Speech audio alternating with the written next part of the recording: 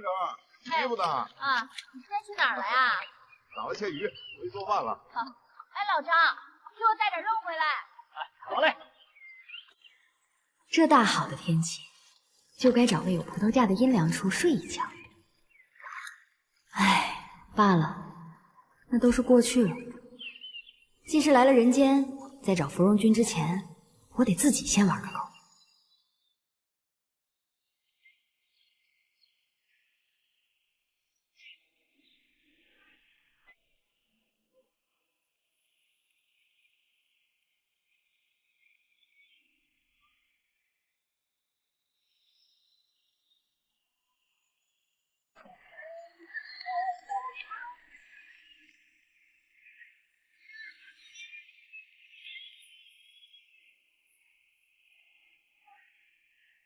家将，您的包子。迎新人，谢谢。结同心，百年恩爱双心结，千里姻缘一线牵。画安，平安喜乐，得偿所愿。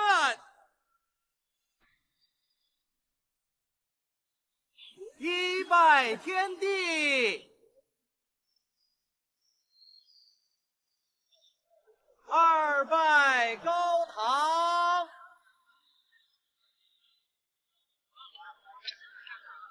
夫妻对拜，送入洞房。盛血酒，送上白玉手镯一对儿。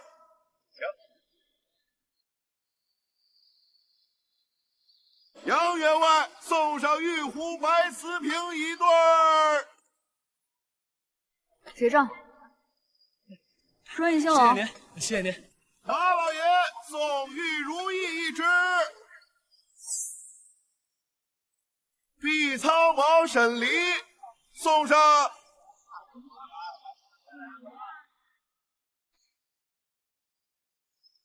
金石头一块儿。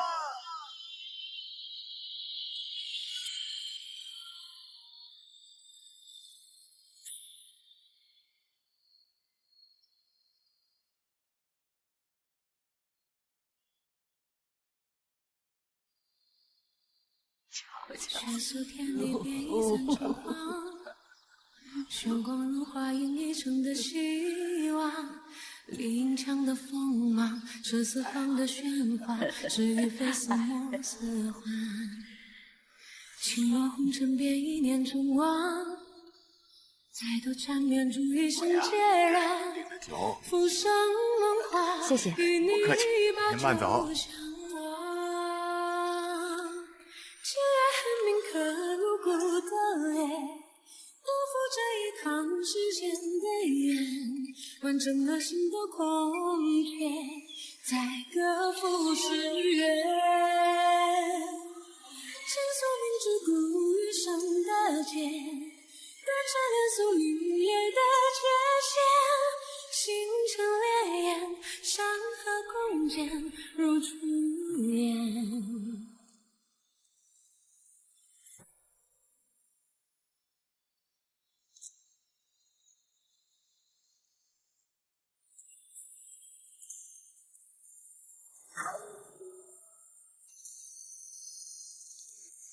血色天地变一散成黄，凶光如花映一城的希望。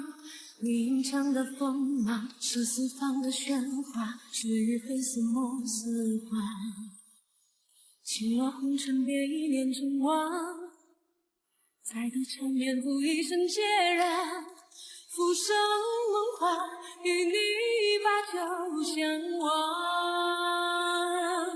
既然恨铭刻入骨的泪，辜负这一趟世间的缘，完整了心的空缺，再各赴诗约。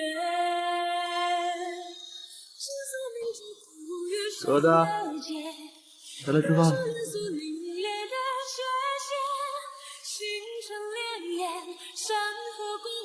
来了。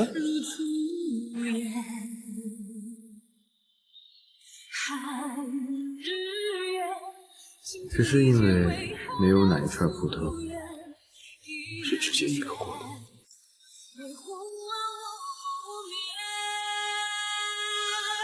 心若恨铭刻入骨的泪，不负这一趟时间的缘，反正了心的空缺，再各赴诗缘。情所明知不余生的劫，断彻连锁凛冽的界限，星辰潋滟，山河光剑如初恋。这门倒是没什么变化。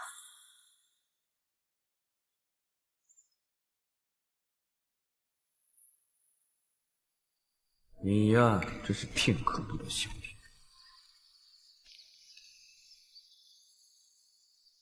物已非，人已非，于我而言不过是前不久才发生的事情。那些我所拥有的记忆，但于这世间而言，却好似连痕迹也没有了。会不会这世上根本没有星云此人，一切只是我的虚妄幻想？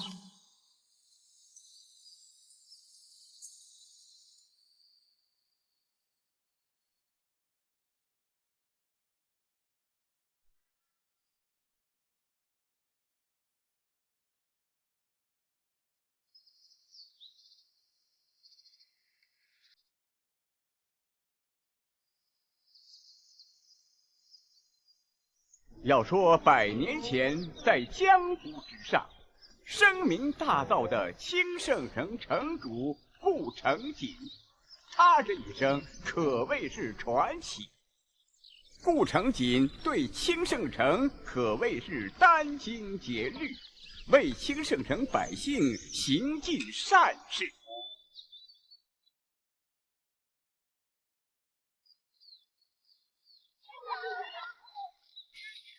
先有能掐会算的半仙为他谋事，谋事行云，出身威海，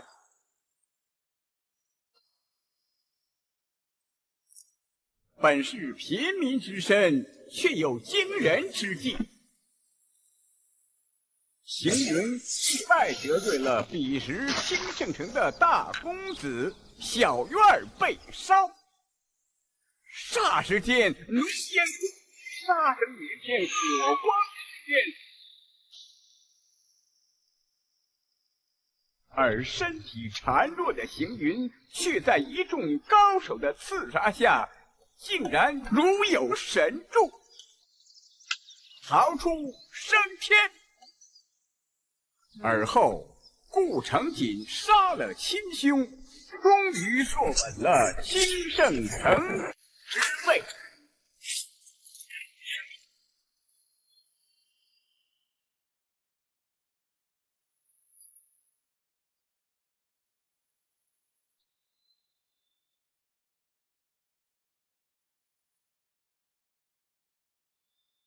斩断囚笼，只羡续一场梦。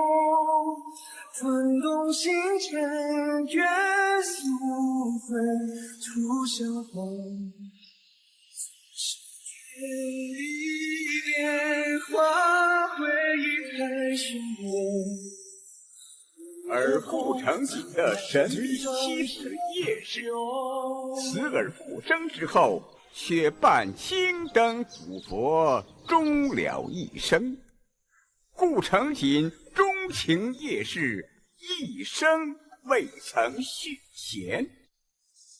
叶氏亡后，顾城锦越发的沉默寡言，终日郁郁，病若缠身。不过1、2年时光，便也终此一生。谋士行云助顾城锦夺取兴盛城城主之位，而后隐退，不想锦衣玉食，不纳娇妻美妾，而是归于小院。当幕的后，苍茫之中相拥。世界是换作尘埃一粟，愈合最匆匆。宿命哪怕难为，偏要与共。无惧碎裂，把天边一缕风。风起时烟纷飞中，再重逢。万物同在，同一片星空。他愿归来，遨游碧海苍穹。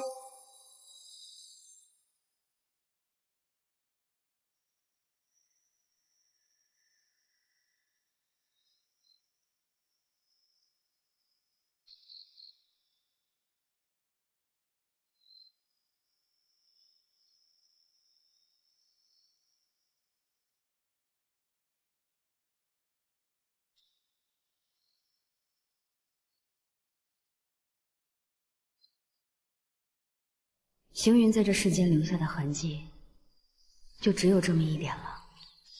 这一页翻过，便是别人的历史。我到底在求证什么？不管行云是真是假，它都已经成为过往，没有哪一段过去是能找得回来。我怎么会为了一段回忆，失措成这个样子？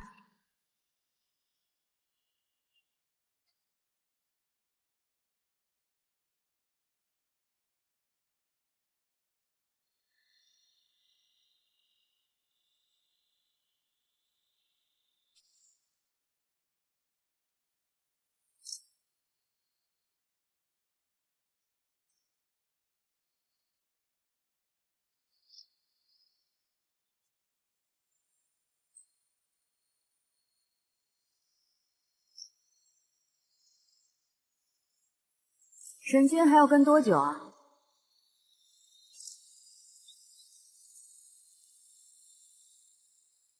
你什么时候察觉到的？沈离若是愚笨至此，早在战场上被杀了。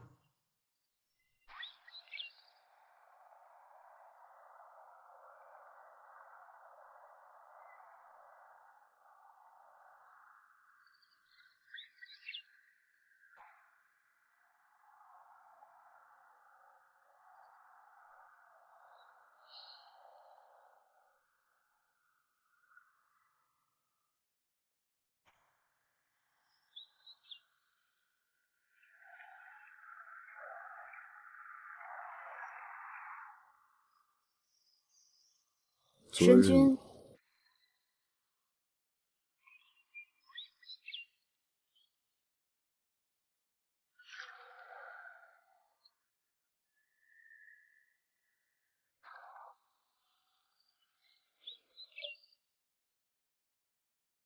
昨日是我做的不对，本想着今天跟你道个歉，但一觉醒来发现你已经到了人间，便赶过来了。没事。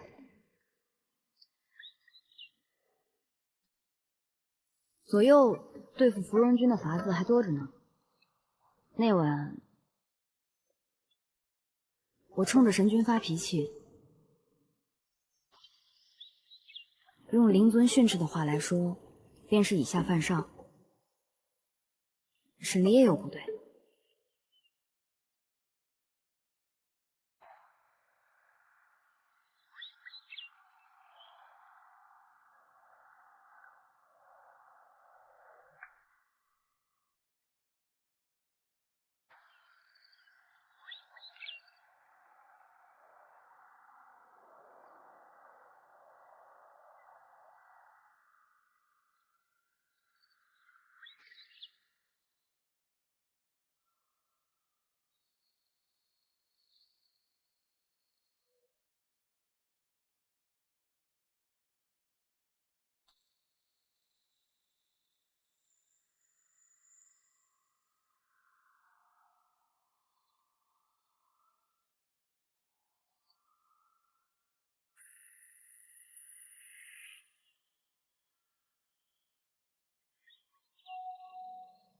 有一次，我因身受重伤掉落人间，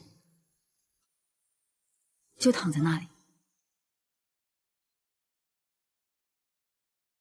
筋疲力尽，无法动弹。我此一生从未如此难堪狼狈。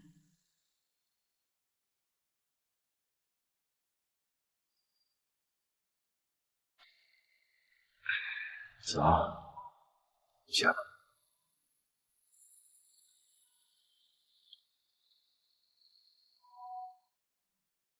当时被捡到的时候，确确实实有一种被救赎的感觉，就像是遇到了传说中的英雄。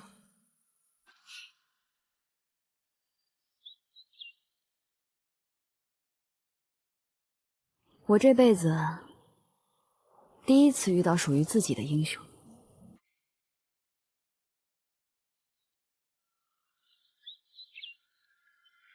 竟是一个那么普通的凡人，掐住他的脖子，不费吹灰之力，就能让他致谢。我叫沈离，你再叫一声疙瘩试试。沈离，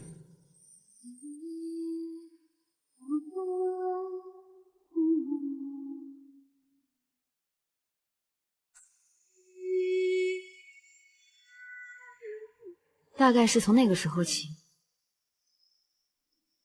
我对行人上了心。神君，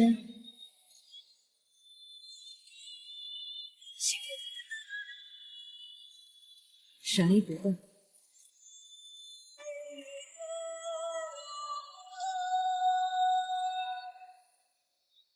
又被你看穿了。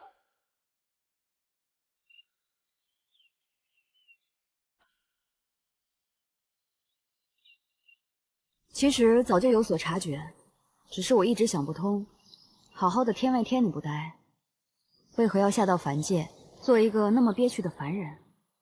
这个位置才是憋屈。等你像我活了那么久之后，你才会知道，无聊会成为你做很多事情的理由。我本想下界来到人间，做一个平凡的普通人，过着凡人该过的余生，奈何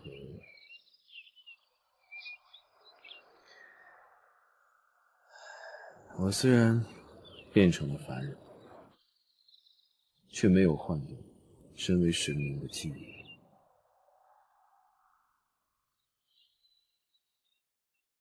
难怪你懂那么多奇怪的阵术，却没有半点法力，也看不到灵体的存在。以凡人之躯，哪能承受得了那么多的记忆？难怪是个变样子。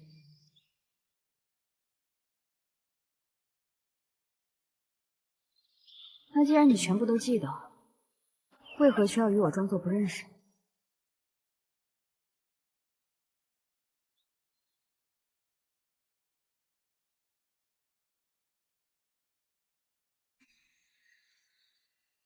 和你在灵界军营赶莫风回王都的理由一样。因为不喜欢，所以不想耽误对方，是吗？与其相识，不如装作陌生。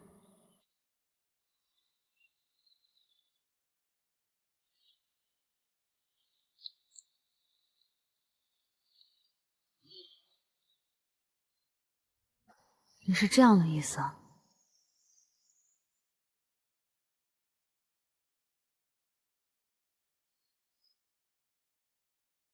行止，你到底知不知道怎么做才能让对方不喜欢自己？你这些举动根本就是在勾引人啊！还是连你也不知道自己在做些什么？你被勾引了？可能吗？神君当真是思虑过重，我好歹也是碧苍王，怎么会这般没有分寸？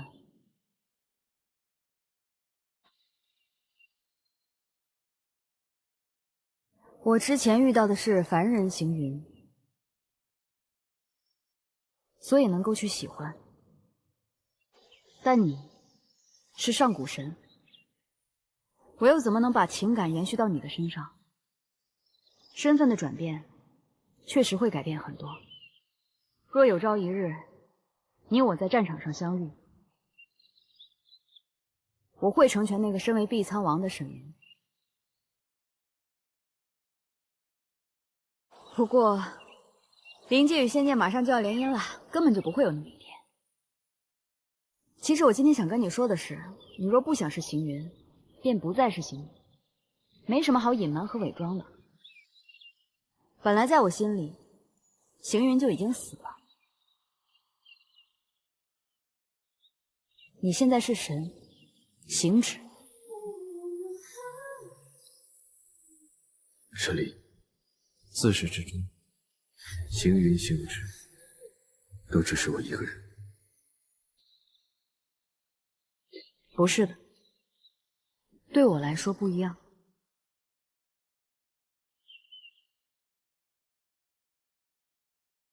所以，我会遵从神的旨意，与芙蓉君联姻，与神君也不会再有任何瓜葛。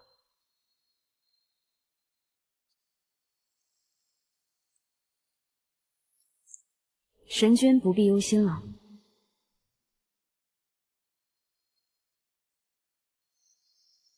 好。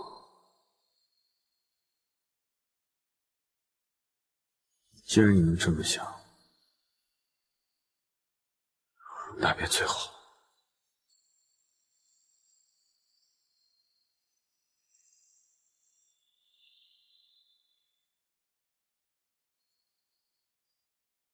城门要关了，我月末再也不会来青圣城了。我欲去锦绣城寻人，神君打算去哪儿？我打算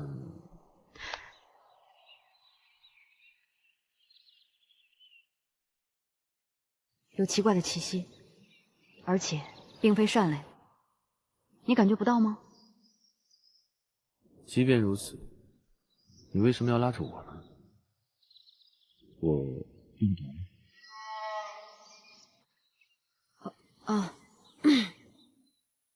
我差点忘了，你不是行云。神君在三界里一向都是横着走，旁人只有让道的份儿。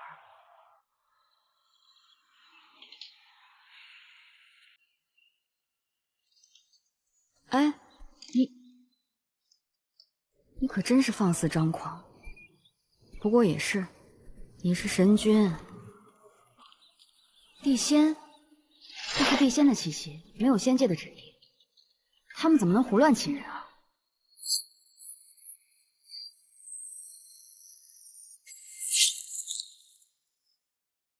凝冰术，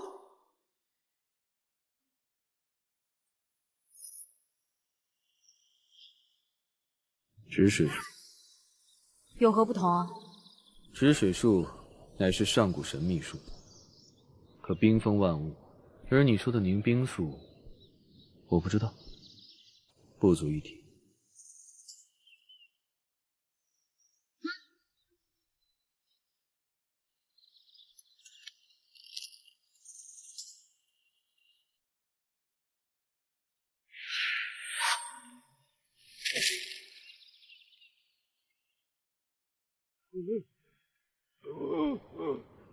这是什么术啊？附仙术。哎呀，多谢大仙救命之恩呐！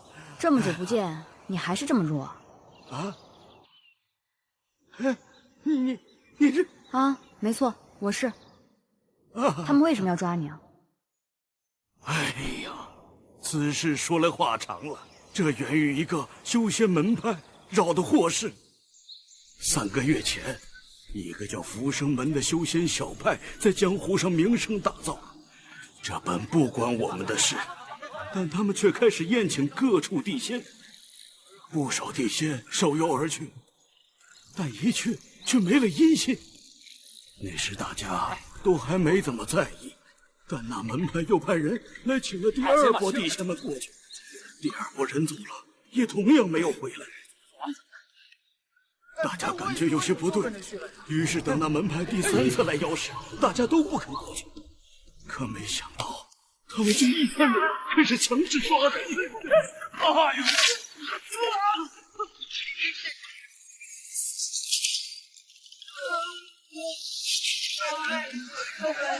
我们这些地仙能有几个？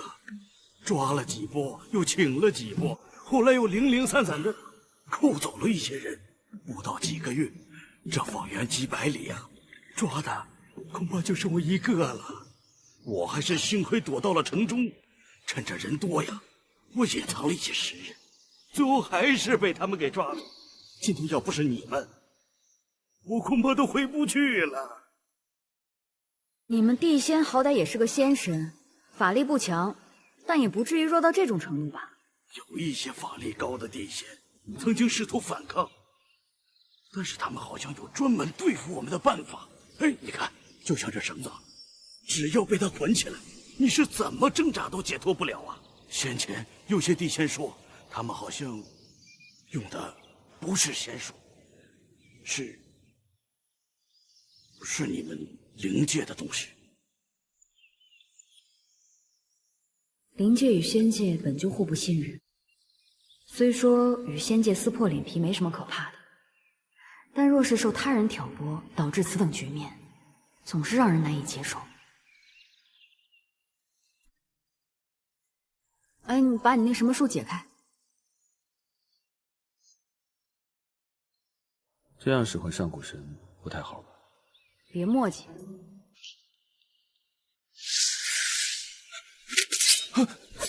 我每个问题只问你一遍，你若不回答我，我便把你的手指头都弄断。你且算算，你有几根手指头？说是谁派你们抓地仙的？说！门主。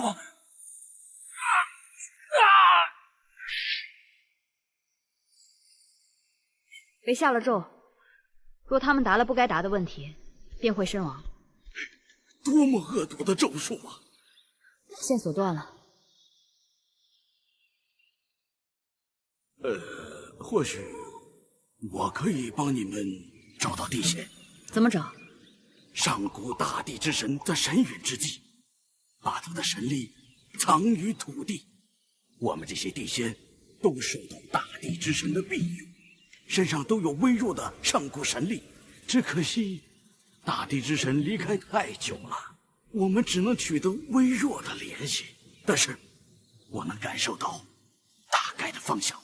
行，有方向也行。你找找路，我们抓紧时间去救人。好。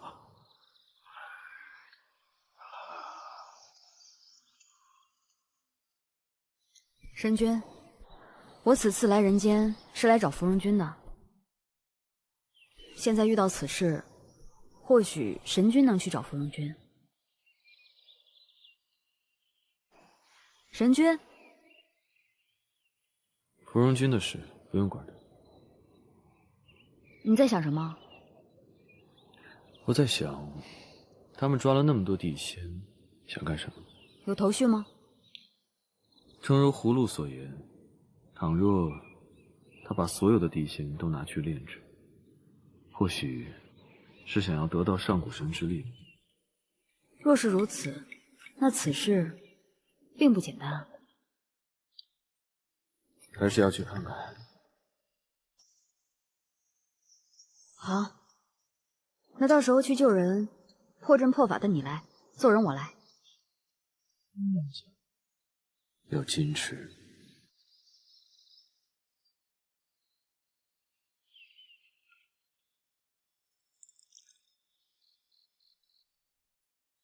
你好歹是个姑娘家，怎么把自己当成男人使了？这神态语气与行云无二。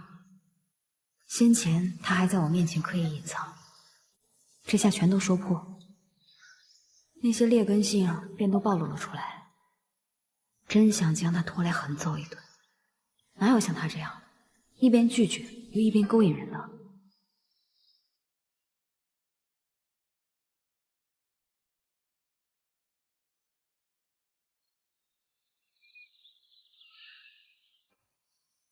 ？1000年了，还是有人不死心呢。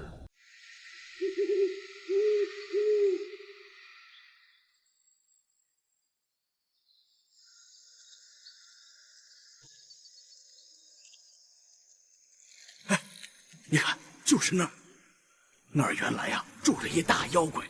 原来这个妖怪性子是不坏的，跟我们地仙和平相处，井水不犯河水。不知道后来为什么，这儿成了囚禁我们地仙的牢笼了。哎，我们做那个木筏子就可以过去。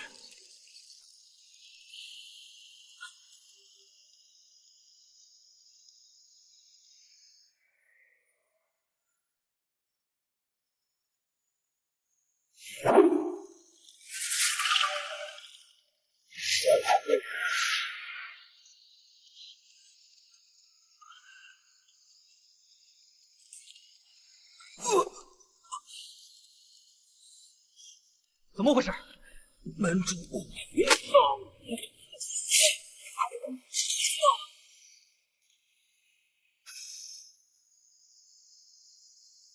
有必要吗？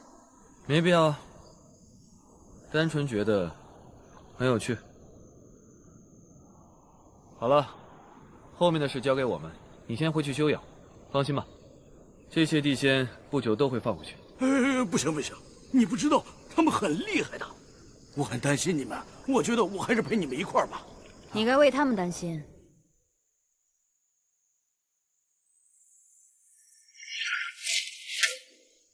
地仙，这是送给你的礼物，拿它来防身。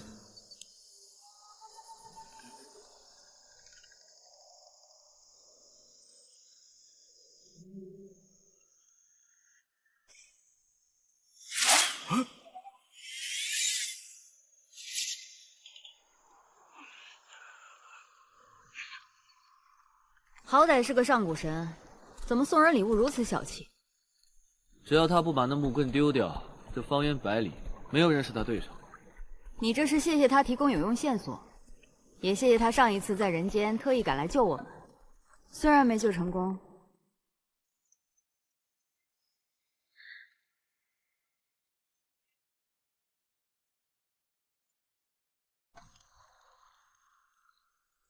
放心吧，我不会让你掉水里的。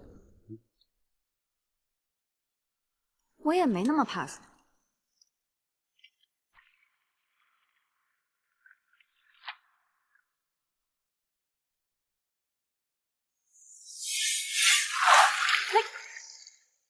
没事吧？怎么突然起这么大浪了？没事。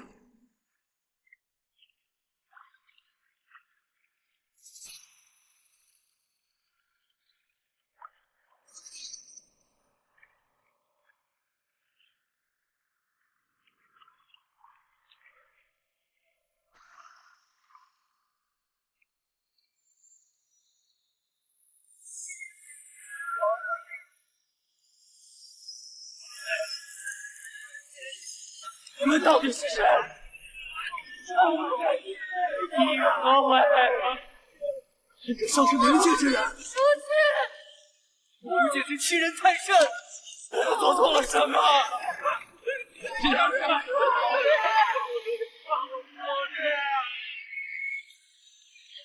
事情，这一定不是我的故事。我不是，我不是。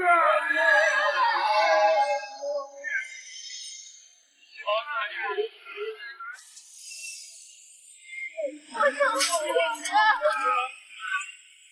我撑不住了。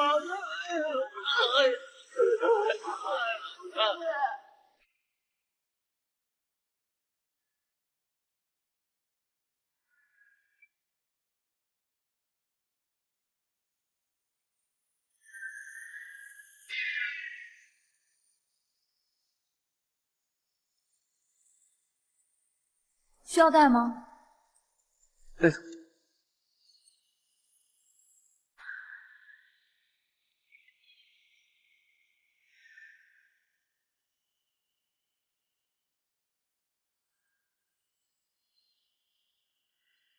怎么救？阵法术法交给我，揍人你们。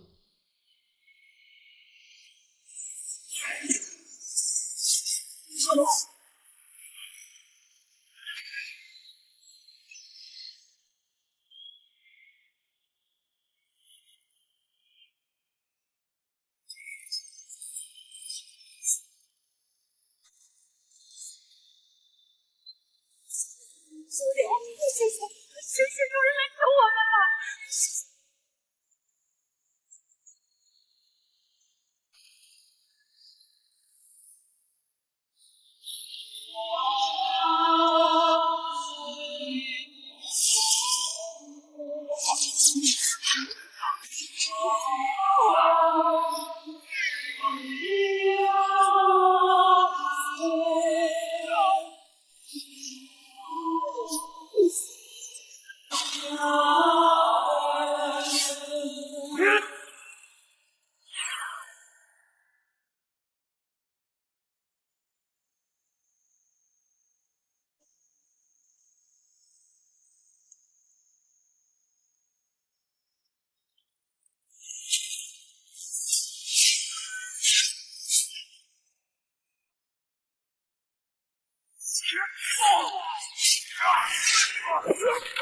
真是灵界的人？怎么可能？灵界的怎么好心会救我们？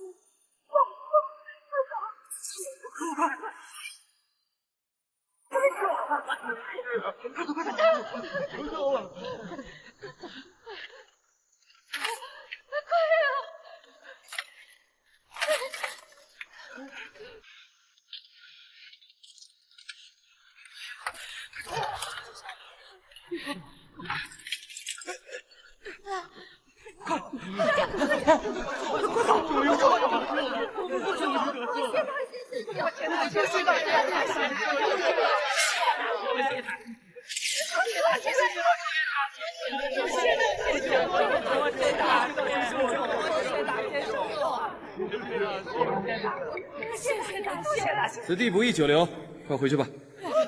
谢谢大仙，谢谢大仙。走了走了。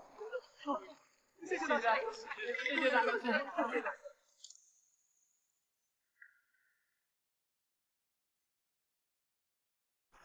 谢谢大仙。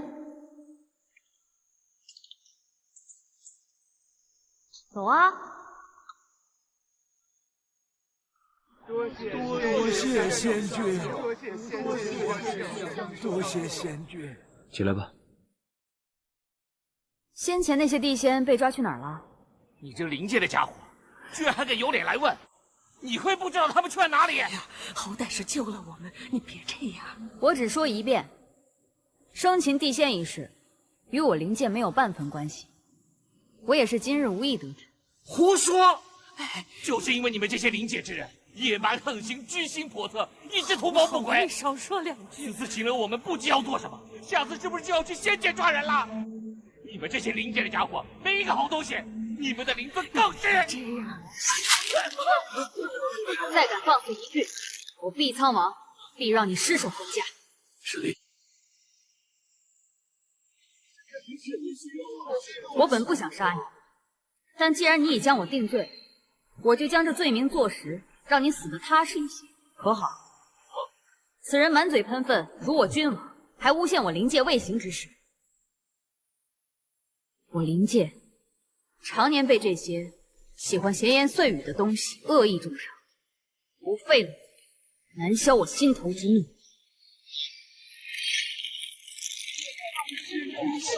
你若杀了他，便更难洗脱灵界的冤屈。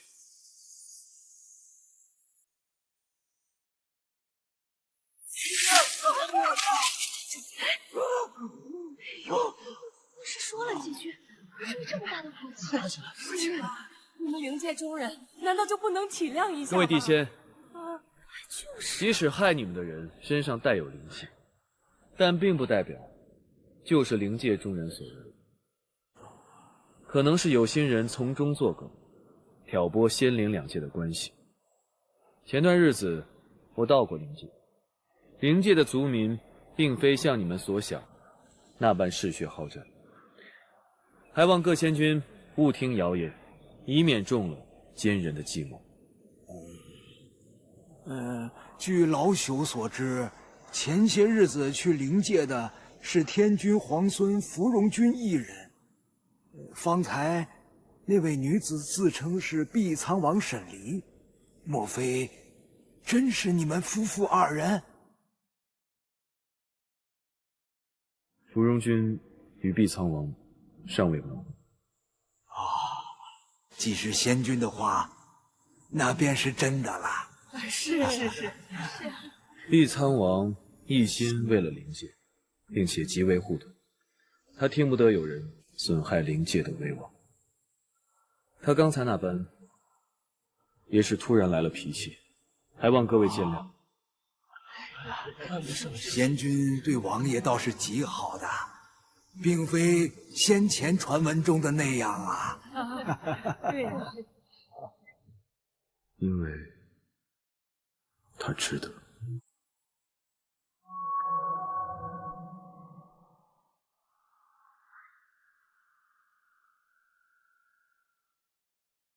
都走了？走了。方才他们说，好似还有一批地仙被押到了南方，但具体什么方位，他们不清楚。这是你仙界的事，与我无关。要救人你自己去吧，我去锦绣城了。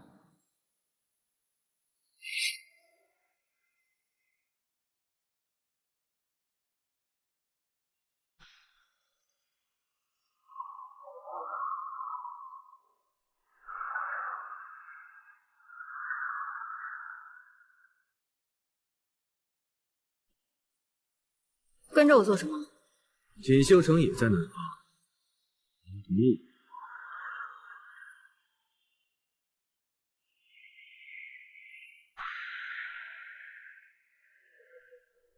想不想去吃点东西啊？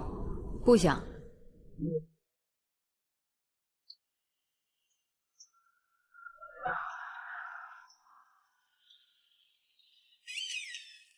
这下面正好有一个村落，我们可以用他们的厨房去做些吃的。许久未吃五谷，甚是怀念啊。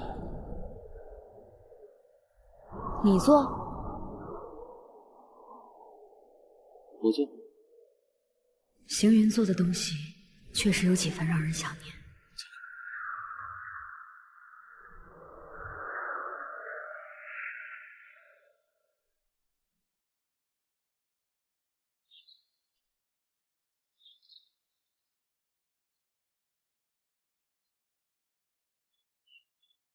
两位来喝点茶吧，坐坐坐。老板娘，可否借您的厨房一用，弄些吃食？你们要吃什么呀？我给你们弄就好了。我这个妹妹啊，口味比较刁，怕您做的不合她的口味。您放心，报酬我们会付的。那行，我一会儿去收拾一下厨房。两位啊，先喝点茶。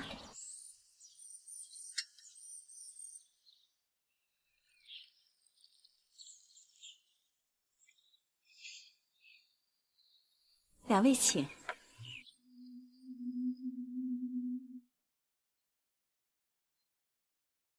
黑店。罢了。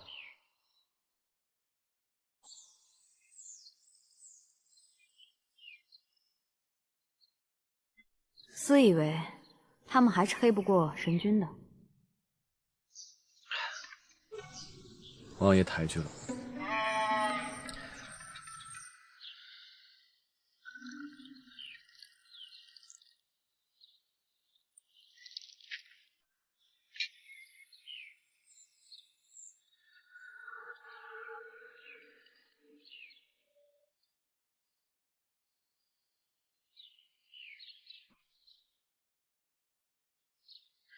都收拾好了，公子进去吧。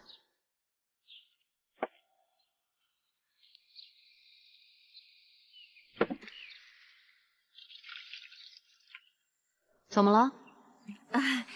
没什么。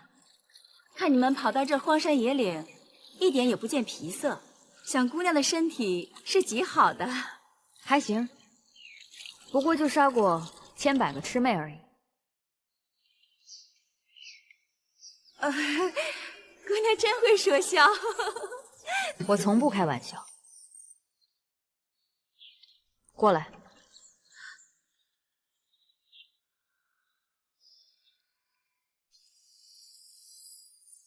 姑娘，有事儿？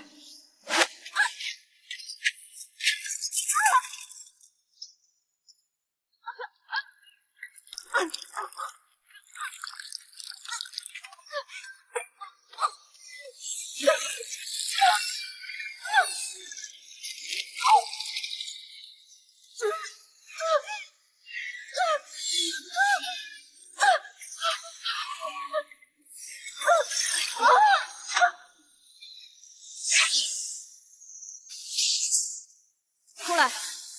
不出来，我将他杀了！别杀2个笨妖怪。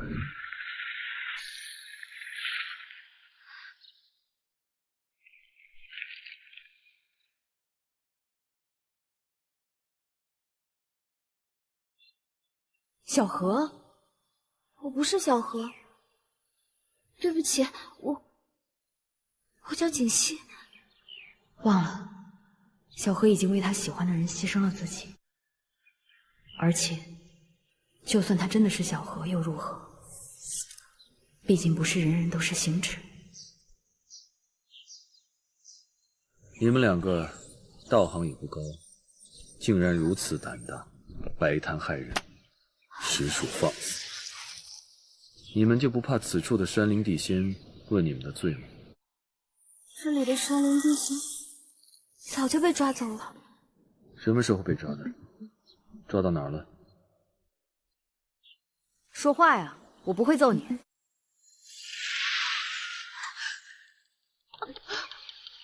大仙饶命！我们母女并没有想做这害人的生意，只因生活所迫，无可奈何。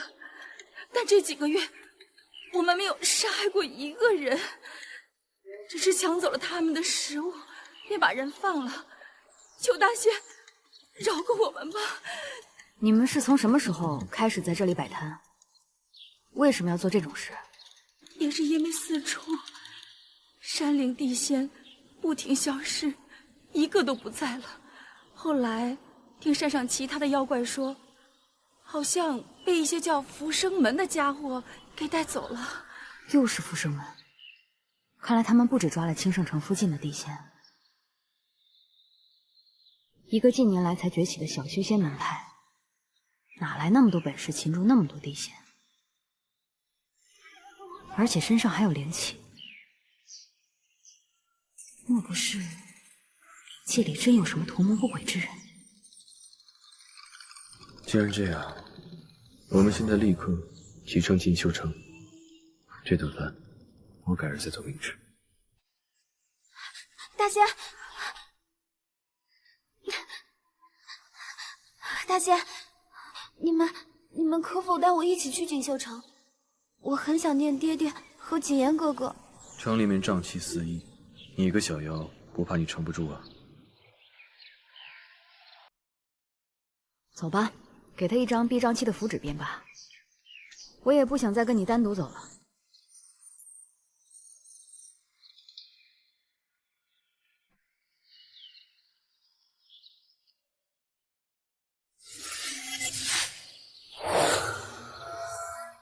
记住了，进了城里面，有任何不适，随时和我说。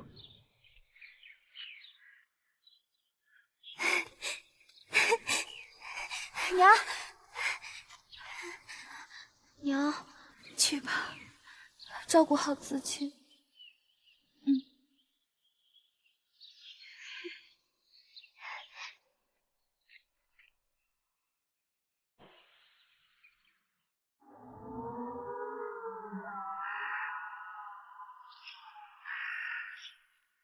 这是锦绣城，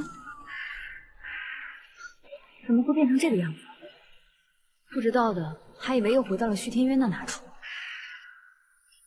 锦绣城的山林地仙早就被抓得一个不剩，每日山中飘下来的瘴气在城中聚集，就成了这个样子。走吧，先进城看看什么情况。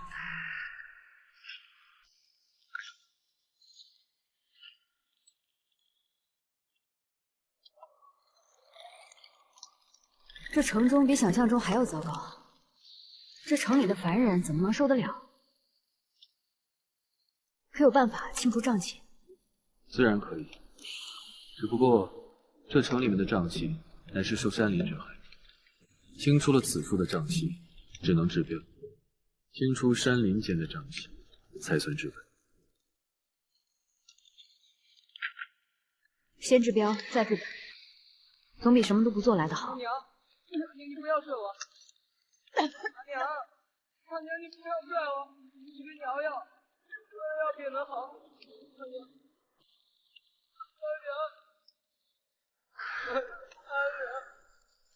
阿娘，阿娘，娘，净化之力。阿娘，阿娘，你对阿娘做了什么？你阿娘中了瘴气之毒。我知道，我不用你们管。我已经拿到破烂仙君给的药了，娘喝了便能好。我不要你们这些奇奇怪怪的人管。你这孩子，仙君是在帮你。我只听破烂仙君，我不信你们。我要带我阿娘走。阿娘，把药还我。药我可以还你，但你要告诉我，你说的那个破烂仙君在哪里？破烂仙君就在城北书院中，他在那里治病救人已经很久了。阿娘，这城北似乎是有清净之处。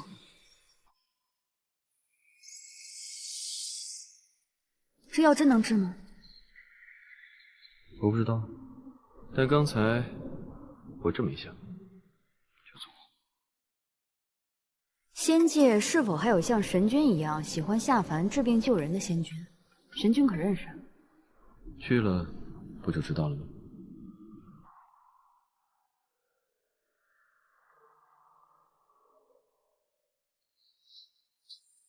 走啊！这里不会有鬼吧？你一个妖还怕鬼？这些只是中了瘴。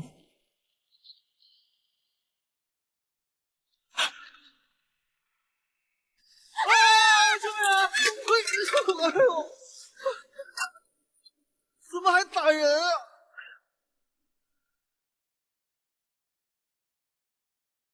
闪离，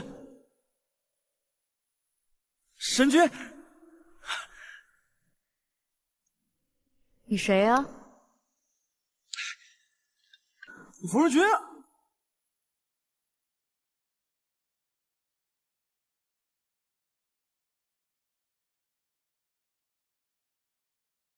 你有事吗？没空理你，走开。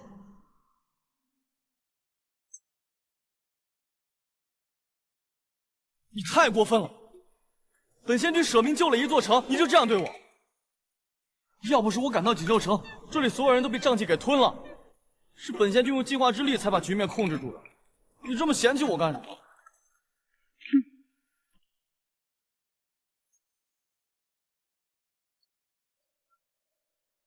这些人确实有被净化过。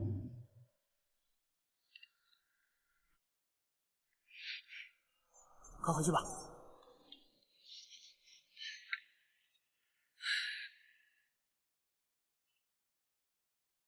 我本是来锦绣城寻一点逍遥的，可却碰到这种事，碰到了也不能撒手不管吧。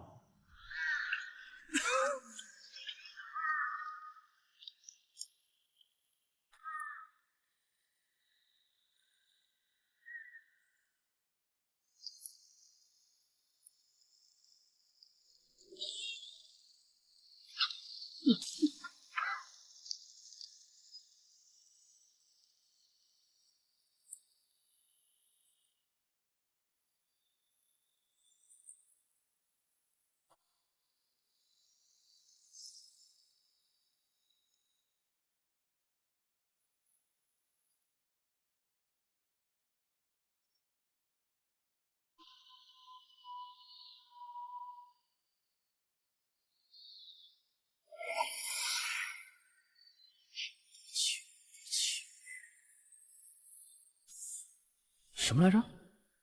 哎呀，这计划口诀。哦，对。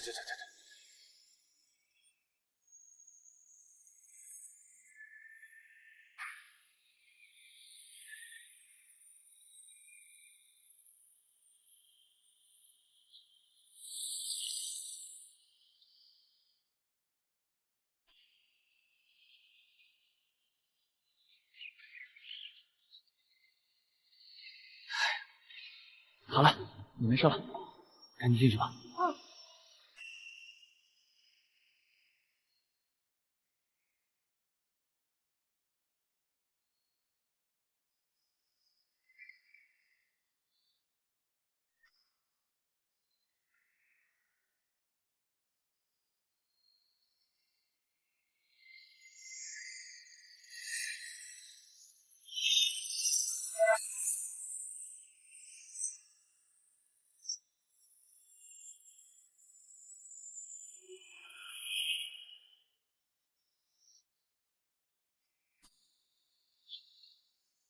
我费尽全力净化了城中瘴气，可不到1天，又弥漫开来了。城里病号太多了，生病太重的管不了，我便把病情稍轻的一起带去了城北书院里，设了个结界把他们圈住。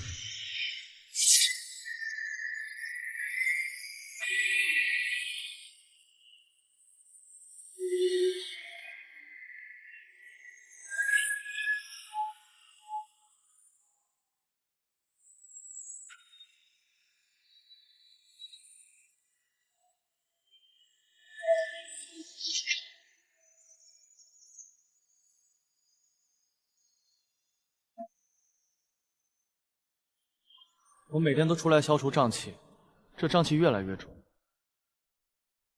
我也没法了。那你为何发现的时候不上报仙界呢？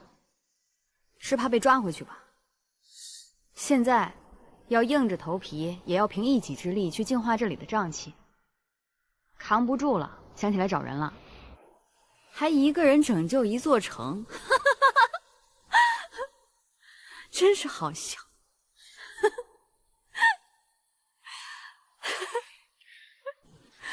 仙君，你可有见过一个修仙者带着一个徒弟啊？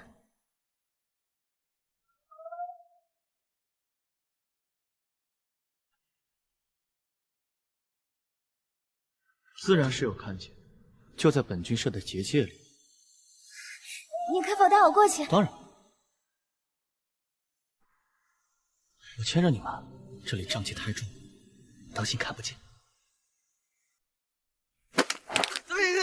他使力，你接我干什么呀？带路，带路也是在这边啊！放开我！哎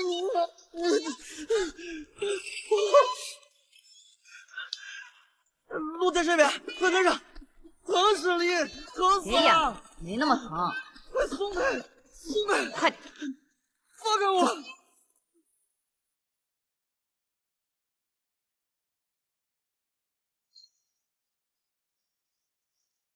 我回来啦！仙君回来了！哎，仙君回来了！仙君辛苦了，这是又救了好几个人呢。来，仙君回来了！快来！别急，仙君快看！别急！这些人的瘴气就又有些。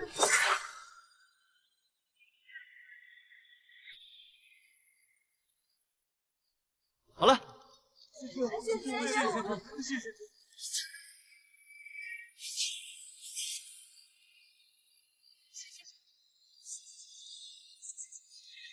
好了，都起来吧。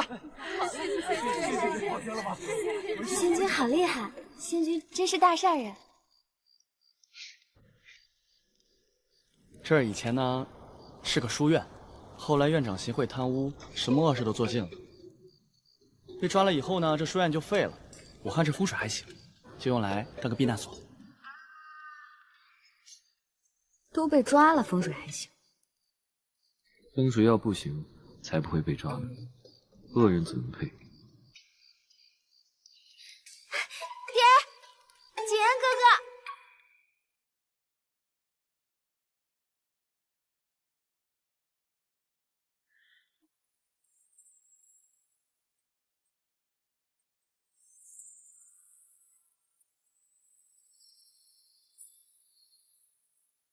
景言哥哥。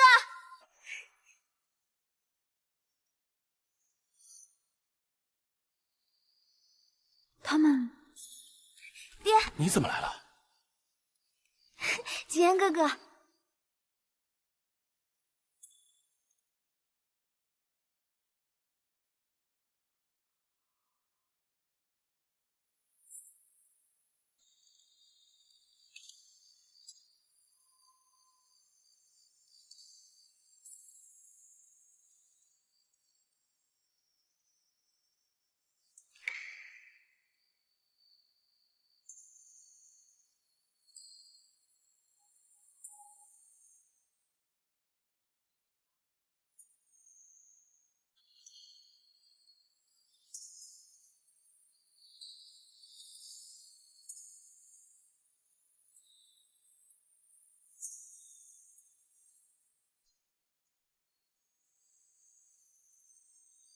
难道这一次，他们真的是在重复自己的命运吗？不过是巧合罢了。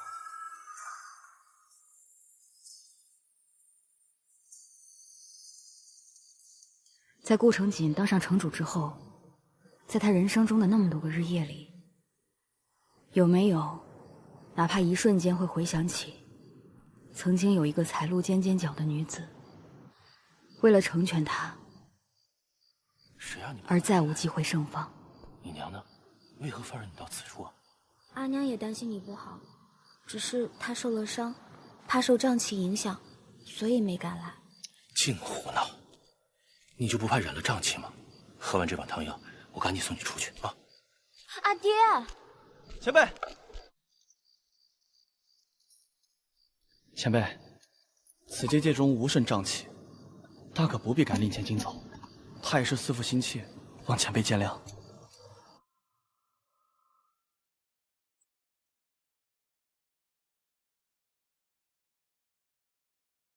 你要出了什么事儿，万一让娘知道，我怎么跟他交代？这还不怎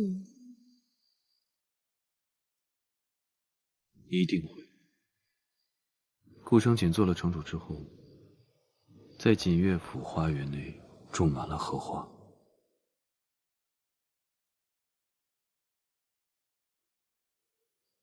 虽然没什么用，但是小何知道了，应该是高兴的。至少，他被人记住了。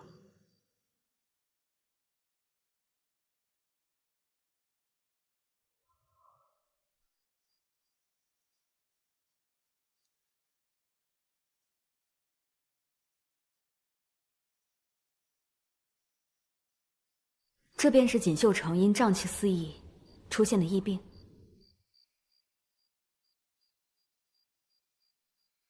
要干嘛？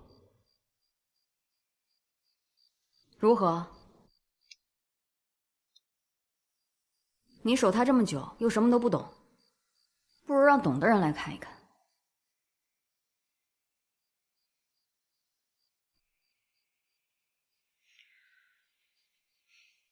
神君，有劳。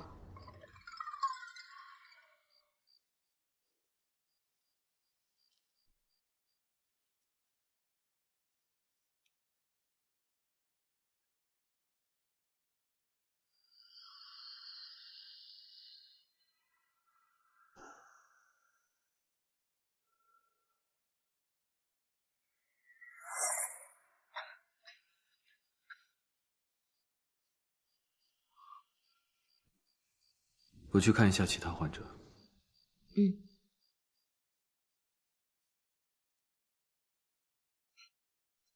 芙蓉君，你在此地多日，可有发现哪一个方向瘴气最为浓郁？西北，城西南的瘴气总是最为刺人。如果没有猜错的话，这瘴气根本不是由城外逆向城内的，而是由城内向城外溢出。这种状况，恐怕有一段时间了。不太可能。我平日虽然隐居在山林，但是也时常到锦绣城内购置一些生活所需之物。上个月我刚来过一回，当时城外已经有了一些瘴气。可是城内倒是比较干净的。但像他们这样的状况，根本不是得了什么疫病，而是常年吸入瘴气导致的经脉逆行。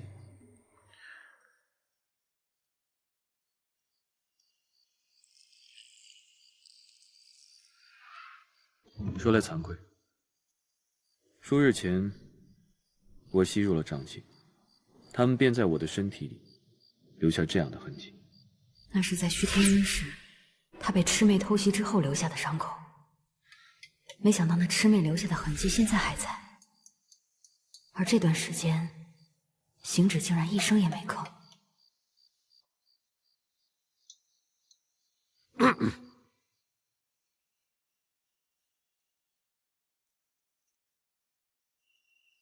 这样的痕迹，若不是被带有瘴毒的怪物撕咬，就是常年累月的吸入瘴气，而致血脉逆行。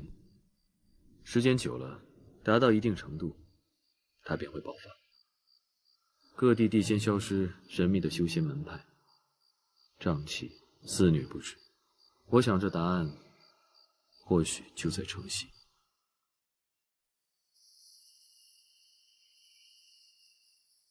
他是谁？小声点儿，没看到睡着了吗？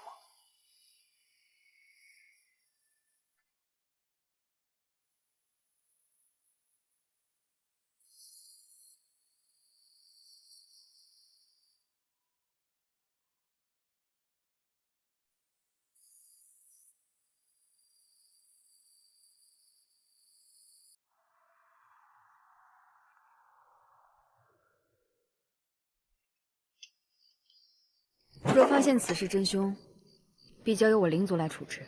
不行，此事与众多山灵地仙有所牵扯，仙界必将追究到底。原来看似漫不经心的神态之下，他对自己的立场是那么的清楚。在涉及仙界的问题上，他不会退步半分。好，联审。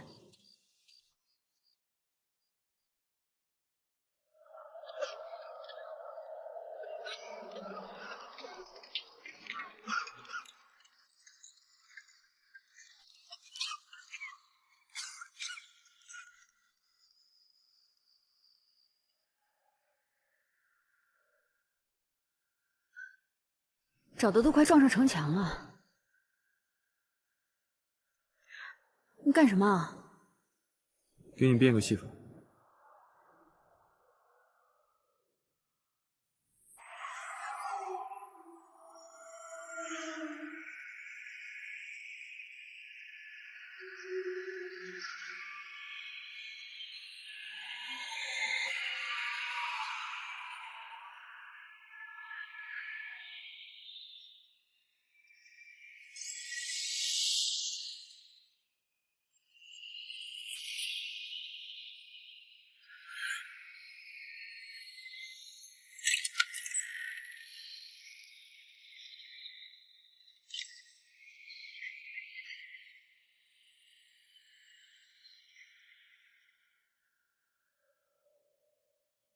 神不神奇？下次把你自己的头发。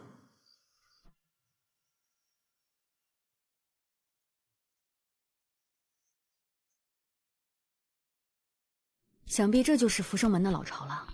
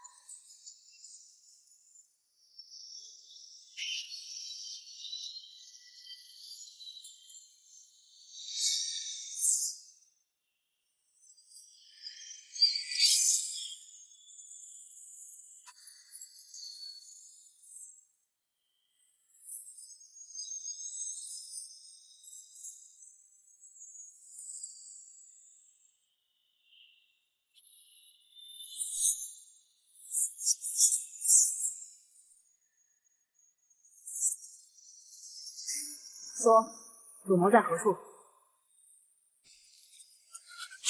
右边。左边是何处？左边是关押各地山灵地仙之处。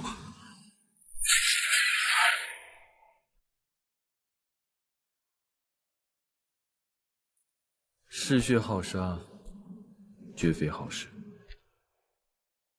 即便对面是你的敌人。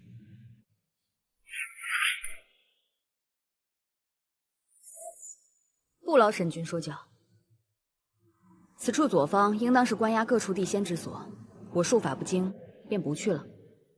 神君且自行去救你们仙界的山灵地仙们，我去右边探探，若就此能擒得此事真凶，还望神君作证，在两界联审之时，还我们灵界一个清白，休叫他人再胡思乱想。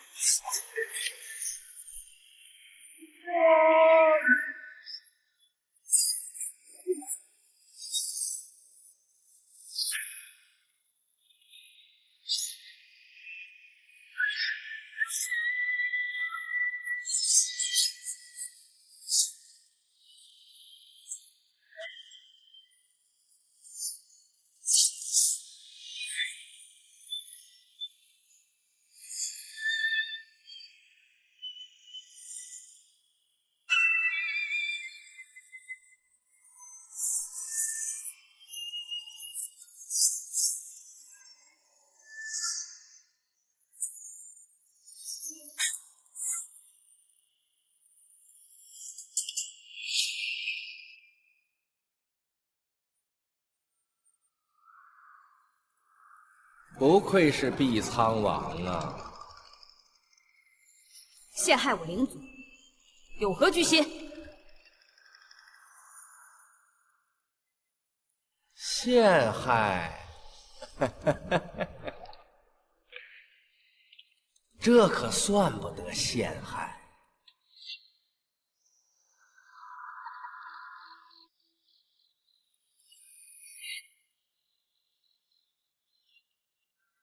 浮生门，明明是个凡人，为什么会活那么久？你到底是谁？意欲何为？阎王会告诉你的。想杀我？凭他们？当然不是。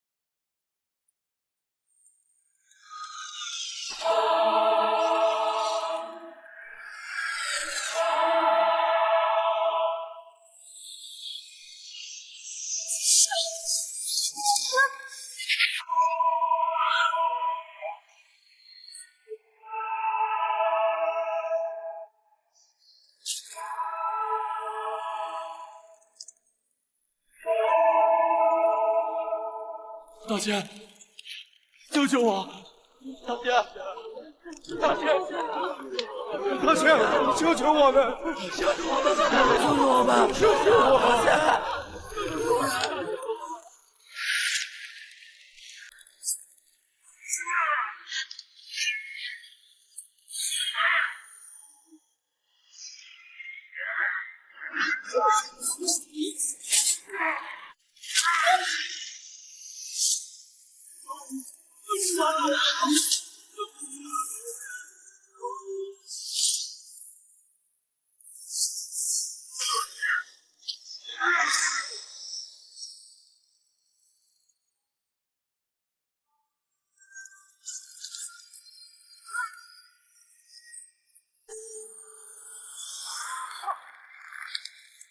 他身上这是神力，他是。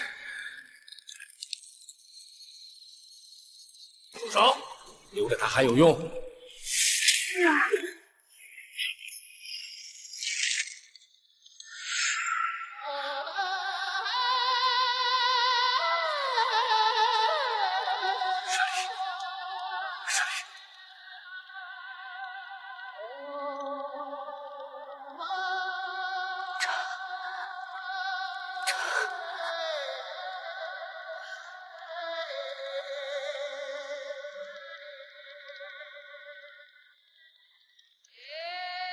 受了多重的伤，想活了啊！就是因为想我，想自己，灵剑更好的活下去。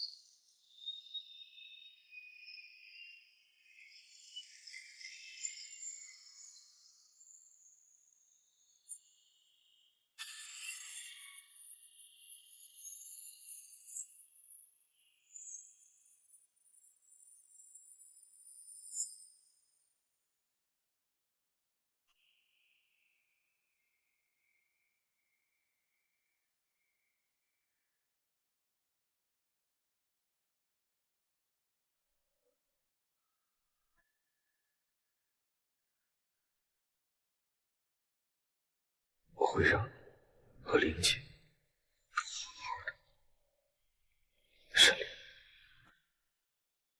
我会保护你。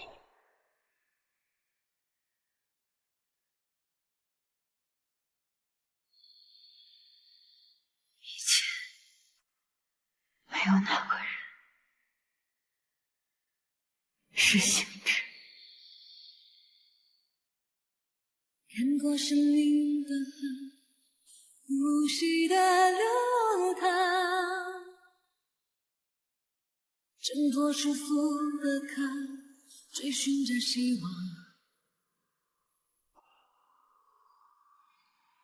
故意展露锋芒，本能的引难向上。一道光照亮天空下地震荡，是我挥舞的银枪。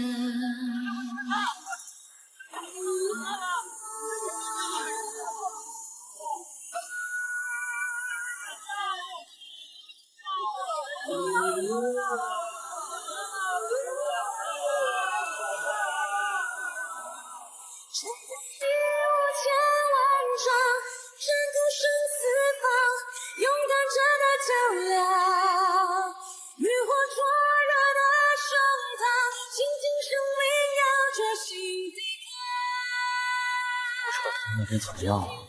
花仙米一定在竭尽全力救治病人，咱们也不能落下。贤君，我帮你提药箱吧，我陪你去看病人。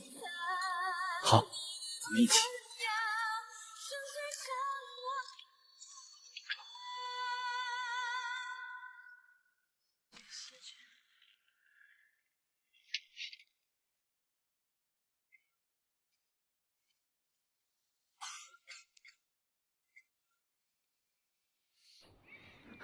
多谢景云公子，我自己来吧。你伤还未好，还是我来吧。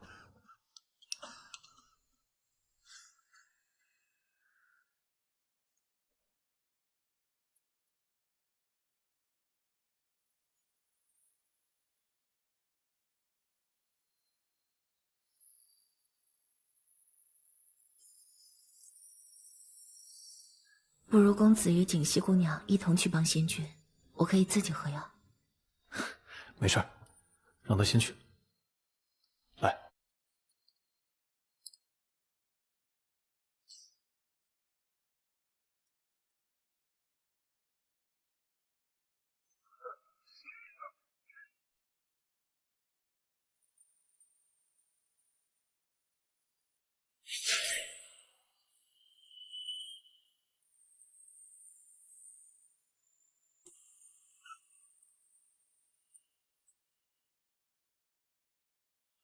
谢谢仙君，谢谢。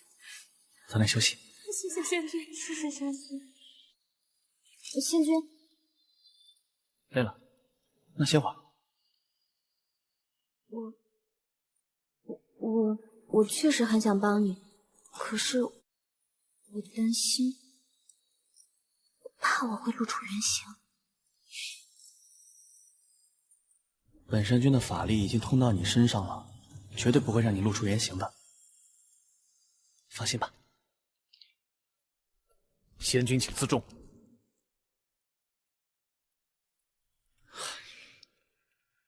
你的相好不是躺在地上吗？你出来作甚？我与失落姑娘并无私情，还请不要污蔑姑娘的清誉。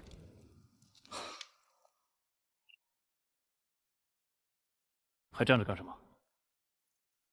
开门。芙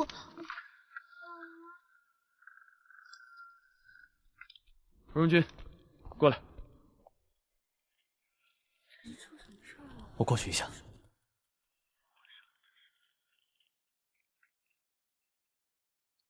还不走？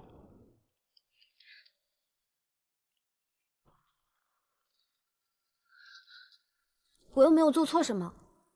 你要是不开心，你就去照顾地上的那个姑娘，何必那么凶？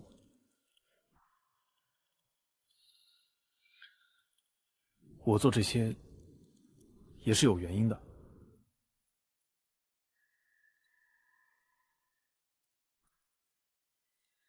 反正景言哥哥，你做什么都是对的，我都是错的。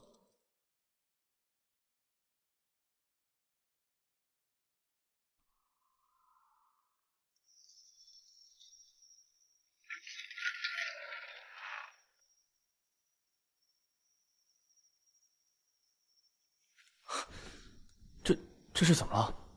他怎么会伤成这样？握住他另一只手，做净身术便可。他体温极低，而且体内有股莫名的力量在涌动，像是与血融合在了一起，让人分不清到底是中了毒，还是中了咒术。不就出去了一会儿吗？怎么会弄成这样？若有发现，待到大家一起商量之后再去，岂不是更好？他不会信任你，他也不会相信我。仙界的任何人，他都不会信。若不是他伤到动都动不了，今天一定会把那个幕后黑手追到底。果汁到了极致啊！所以说，谁会娶这样的女壮士回家？这种家伙哪有半点弱小、惹人怜惜的女人味儿？有。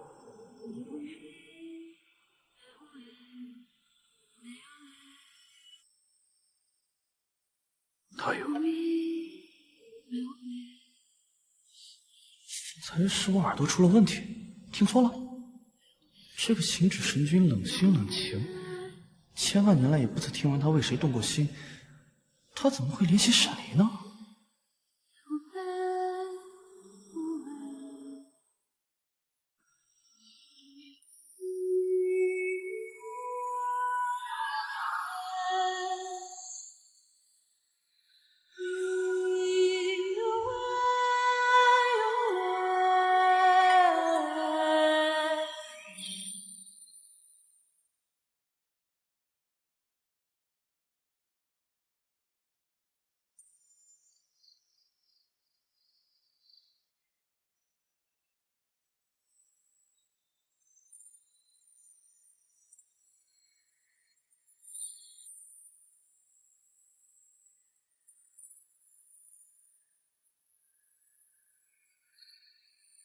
都一天一夜了，终于有所缓解了。神君，到底是什么样的妖怪，才能把碧苍王伤成这样？在我的印象里，这个灵界的王爷就是个金刚将士，打不坏，摔不烂，突然这副面孔，还真让人有些措手不及。他体内有2股力量，并没有完全融合。2股力量？什么力量？我说了你也不懂，这事跟你没关系。他都这么厉害了，还修2种心法呀？此次地仙被掳走，并不简单。虽然幕后主使被我给杀了，但我不清楚他还有没有其他的阴谋。明天一早，你立刻到灵界，把整件事禀告给灵尊，让他做好准备。然后你立刻返回到仙界。此件事事关重大，不能耽搁。我去啊！这好不容易才解决了锦绣城这些事儿，我就不能玩会儿？你玩什么？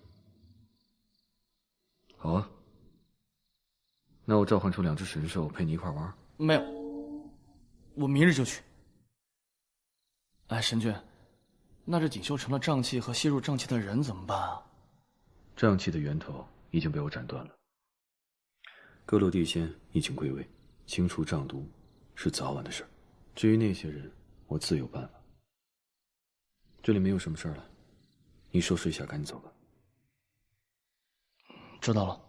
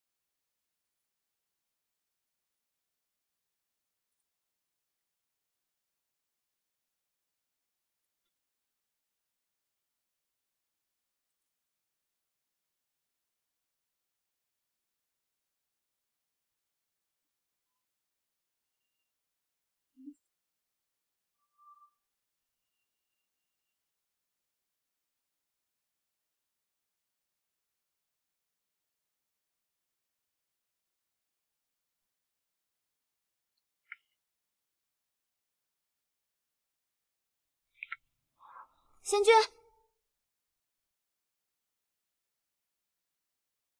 那个仙子怎么样了？她才不是什么仙子呢。仙君，你怎么啦？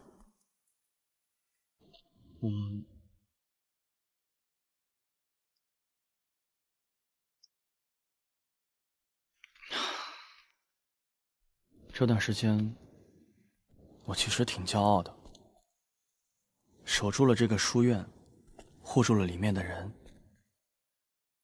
我觉得自己可不容易了，可了不起了。但是今天看到沈离这样，我忽然又觉得我好像什么都没做。我从没想过，一个人竟然能受这么重的伤。这要是换作是我，痛死。仙君，你已经很厉害了。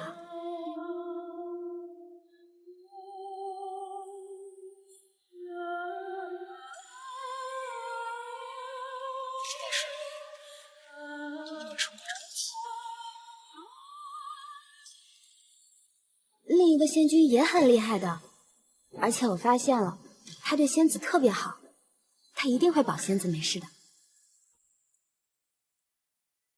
也是，神君总是无所不能的。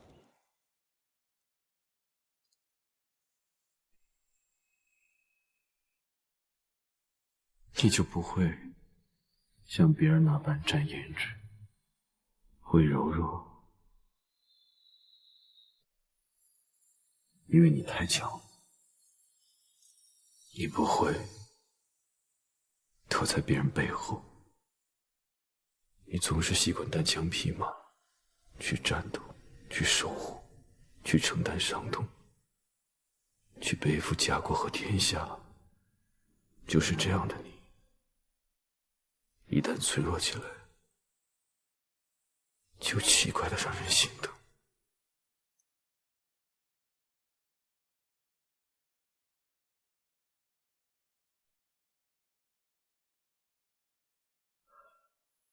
就好像一只小猫懒洋洋地伸出了小爪子，在你的心间挠了一刀。之前没有察觉，得察觉之时，是又痛又痒，滋味难言。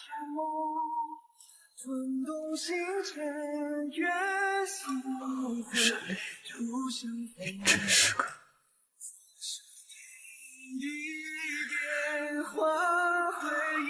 麻烦。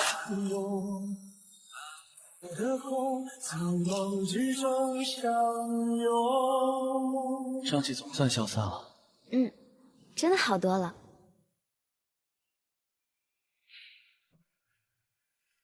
想看星星吗？真的可以吗？你想要的都可以。哇，星空，好漂亮啊！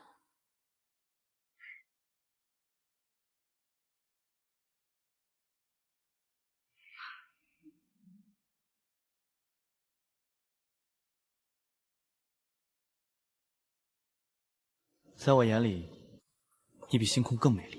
啊？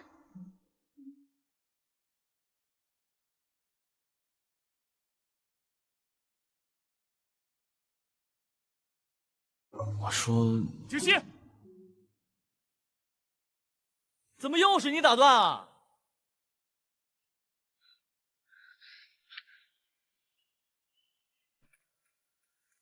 我知道你喜欢他，但他之前为了一个女人对你那么凶，你不让他促一促、紧张一下，他会把你吃得死死的。相信我没错，本仙君可是情圣呢。仙君是在帮我。但是呢，我是要回报的，你得亲亲我。这不行。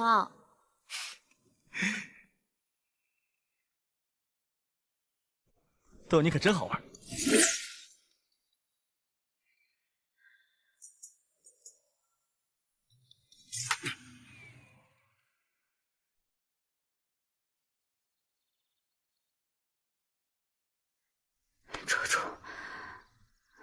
捉住了没有？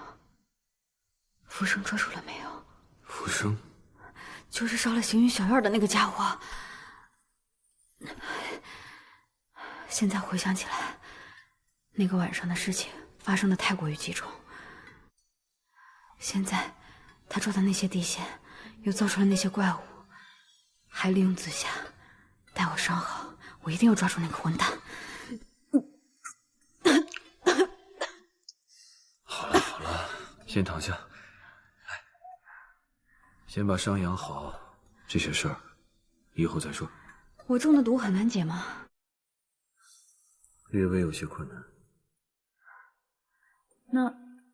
那我什么时候能回灵界？先缓一缓吧，待我把消解瘴毒之法交给该交的人。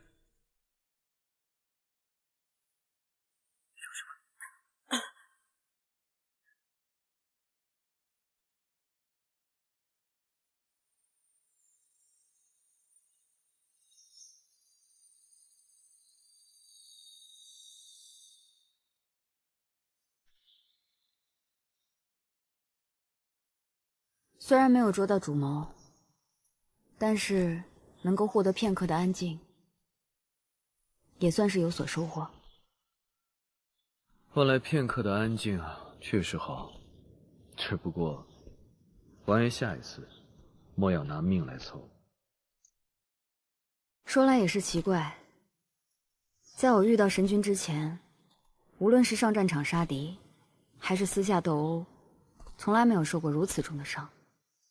偏偏在遇到神君之后，逢战必伤，每伤必重。若有朝一日我死在战场上，到时候可得神君拿命来赔。无稽之谈。神君这是舍不得自己金贵的身体吧？若有那么一天，我的命赔你便是了。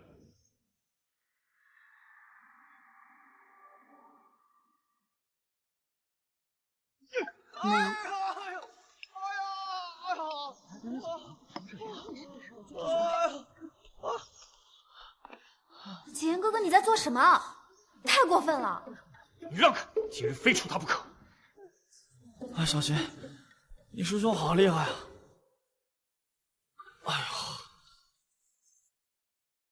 装什么装？别演了！哎呀，谁呀？起来！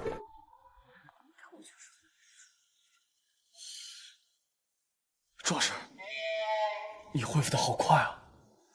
你又在这惹什么祸了？没有。别干了。既然瘴气已经消散了，那就各回各家吧。散了吧。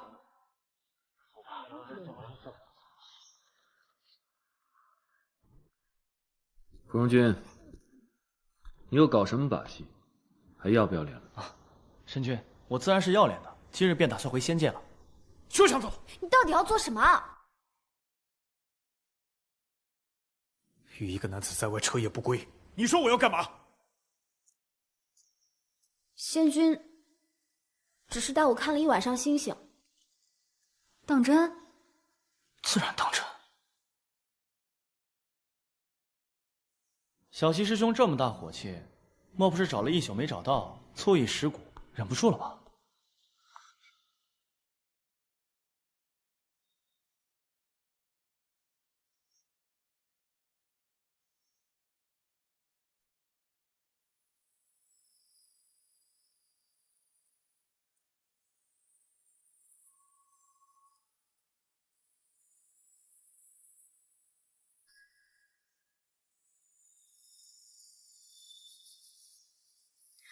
师兄，你说你在意失落姑娘是有原因的，那这个原因到底是什么？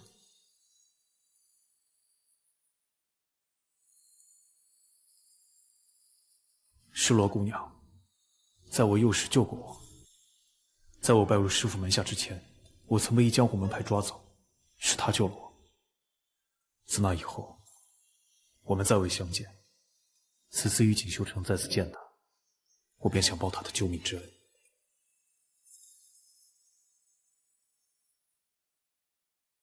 你可以报救命之恩，但也不要把我当小孩一样对待。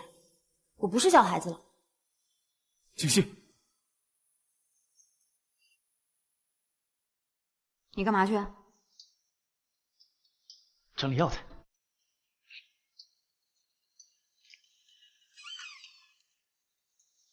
看不懂是哪出戏。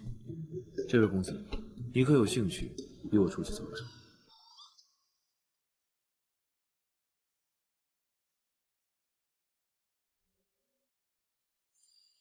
别误会，就是走一走。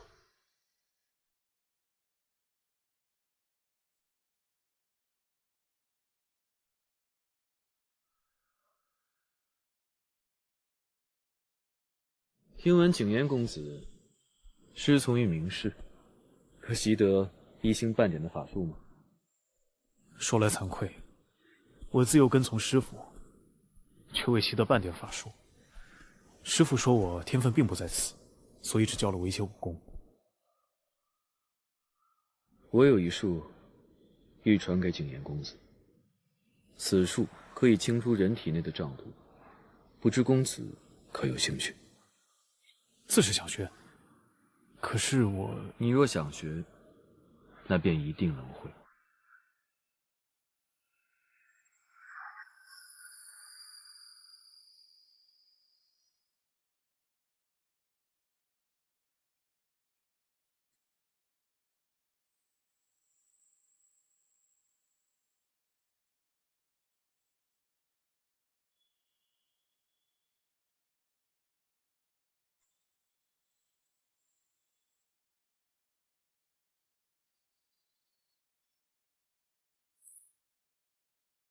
景业，好久不见。行止。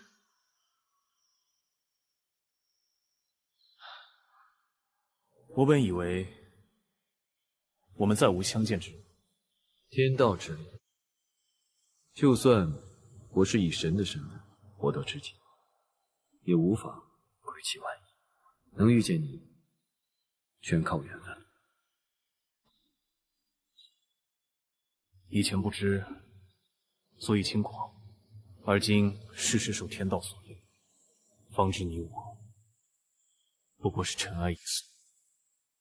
再是强大，不过是天赐福分。他若是想收回，谁也没有反抗的余地。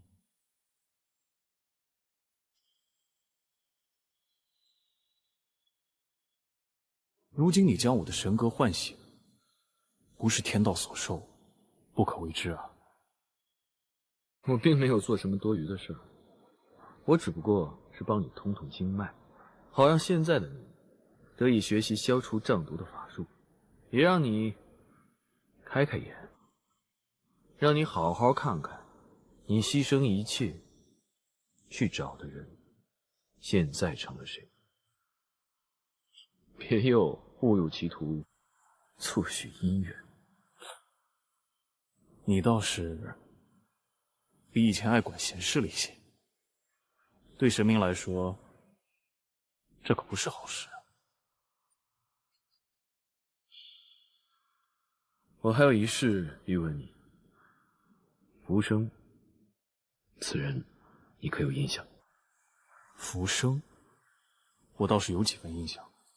身为顾城景之时，早年被大公子谋害，后来得知献祭那人便是浮生。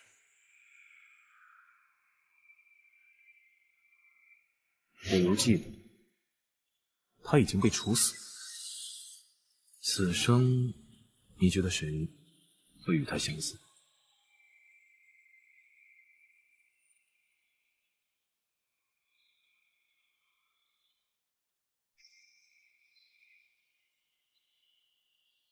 确有一人。